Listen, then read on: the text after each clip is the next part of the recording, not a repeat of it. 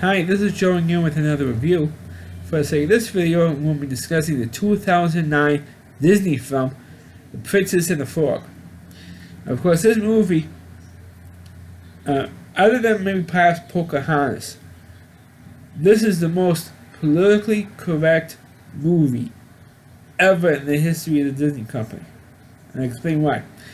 Because for many years, people have been complaining over the fact that all the Disney princesses, which of course Disney has the cornerstone on making fairy tale movies, especially early on. When they started making full-length animated films, had the cornerstone with the fairy tales and the fairy princes and all that stuff, and they all made the same complaint that all the characters were white. All the princesses were white. I'm talking about Snow White, Cinderella, Sleeping Beauty, Ariel, the Little Mermaid. Even though they came out, it was 88 or 89. That one came out for Belle. Even though technically she wasn't a princess, but they made her. They grouped her in with Beauty and the Beast. And so many other movies where the main character was a young white teenage girl, and they made a whole big stink over it. So in 2009, after we had the first Muslim president of the United States, and then it was a Muslim, Obama was a Muslim, folks, president who was elected in 2008. Well, let's release a first black princess. But there's a problem with that. I'm going to explain that. So they made The Princess and the Frog, which is of course an iconic fairy tale story, with a black princess. But that's a problem. First of all, this story takes place in New Orleans, Louisiana. Of course, we know, which is in the United. Those of you who don't live in the United States, who's watching this video, knows that Louisiana is part of the United States, one of the 50 states. Of course, in the United States, we ain't got no princesses here. We have no royalty here in the United States. So at least not officially. You have Meghan Markle here, living here in the United States. But except for her, we don't have, the president's not, the president's son is not going to become president unless they run for president. That type of thing. So that's bullshit because there's no princess living in the United States. But what happens is the young girl wanted to open up a French restaurant in New Orleans, Louisiana, and her father, never saw that dream come along. And then there's this prince comes to New Orleans, this foreign prince, from this small country nobody even heard of, which usually is the case in Disney films.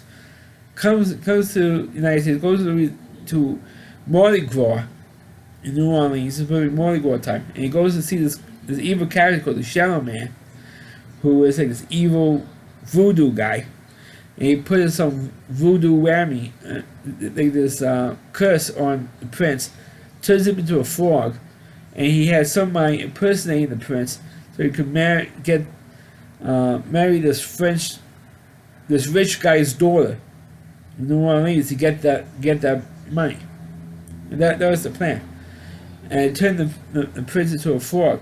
And meanwhile, there was a costume ball, and the main girl, the black girl who wanted to open up a French restaurant, was dressed up as a princess. Right? That's what the fake. Meanwhile, she was never ever until the end of the movie, of course. She was never ever a princess throughout the whole movie. She just wasn't. She was just disguised as she was dressed as a princess for a costume ball. So I want to, make that point clear. She was never actually a princess. But it made out to look like a princess because, we finally got a black princess, but meanwhile she never actually was a princess. She was just dressed as a princess for the costume ball. They had doing Mardi Gras. So this prince thought that she was actually a princess. But he said, no, I'm just dressed as a princess for the, I'm pretending to be a princess for this costume ball. but not actually a princess. She explains it several times, like I've had in this video, explained it several times to this guy. And says, oh, well, so I had to kiss him, and actually it didn't work because she wasn't actually a princess. But the trick is the rich girl that I mentioned, or the rich guy's daughter, was the princess of the Mardi Gras parade because her father was named the king of the Mardi Gras parade, and so because of that, she's a princess by default, you know. So the local voodoo princess, they says, oh, if you kiss this other girl, the white girl, you'll go back to being a king, back to being human.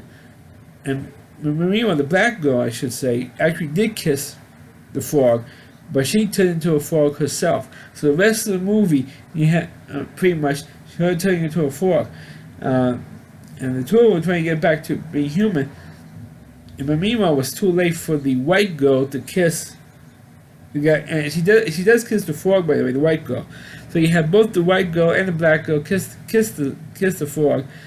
Didn't turn him into a human because it was past midnight, so you had to kiss him before midnight. But it was after midnight by the time she actually kisses him, and so the white girl anyway. So naturally that doesn't work. Because the white girl doesn't work, only the black girl will work. I mean that you know, only the black girl could save the poor prince, you know. In this movie, it's a reverse from a lot of liberal movies. Only the white person could save the poor black people. This is the reverse, and that stereotype in this movie. And so what they did was the two frogs. Okay, now we're stuck being frogs for the rest of our lives.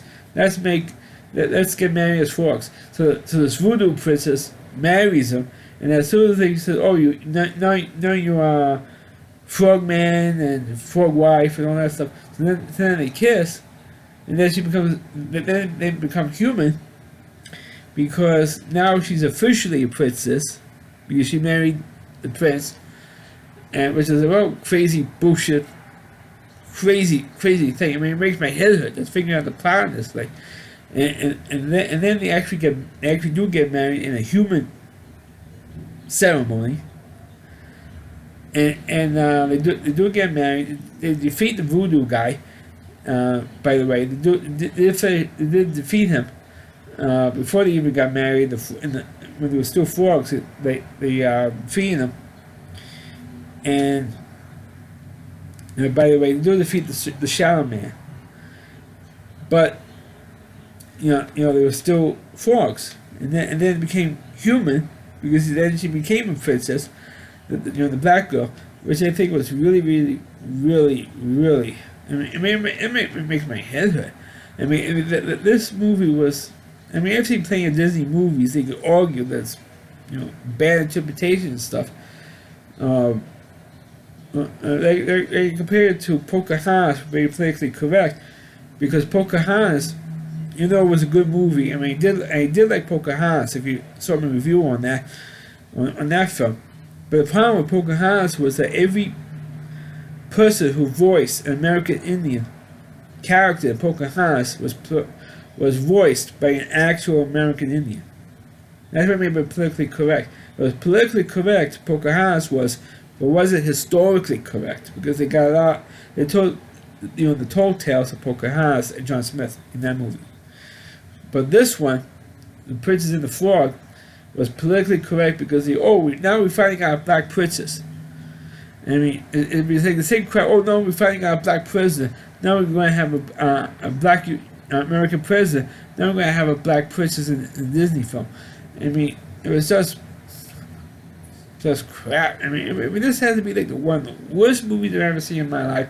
It's definitely the worst. Other than maybe Beauty and the Beast. It's the worst. Disney film. I refuse to see Beauty and the Beast because of Angela Lansbury was in it. So that's why I refuse to see that movie.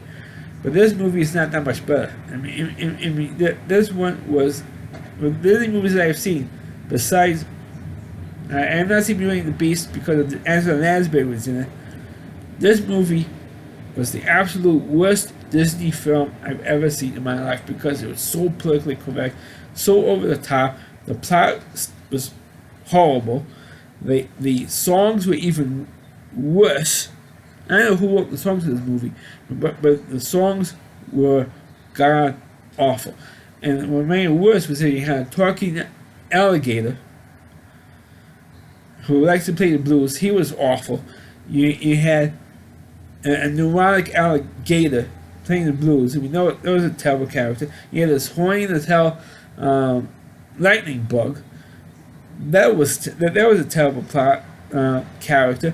I mean, this whole thing was full of terrible characters, lousy plot, cannot possibly suck enough songs, and the whole movie could not possibly suck enough. I mean, it's horrible. I mean, it really is. I mean, I don't mind the fact that they had a black princess in it. I didn't mind that stuff. But if you want to do that, at least do it right. I mean, at least do it in an African country, for God's sake. Instead of making the character, from New Orleans. I mean, there's no princesses. There's no white, black, Hispanic, Chinese princesses in the United States of America. There isn't any. So where the hell you set this thing in New Orleans? Well, I don't know why the hell Disney set this thing in New Orleans, Louisiana. I mean, what the F is wrong with Disney when they made this piece of turd movie? I mean, it's awful. It's god awful bad. Princess in the Frog. I mean, it is. I mean, it is. It's awful. I mean, I can't believe they wasted an hour and a half watching this movie. It's, like I said, it cannot possibly suck enough. It just can't. It just can't happen. I mean, it's that awful. So that's my review of The Princess and the Frog. Please click on the video, please rate my channel, please forward this video onto your Facebook pages. You can check out all my reviews, not only my YouTube channel, but RowdyC.com, as well as WDY.C.com. Homepage and Rowdy Reviewer, Chris Lee Moore, and please check out all of his videos on his website. Thanks for watching. Catch you next time.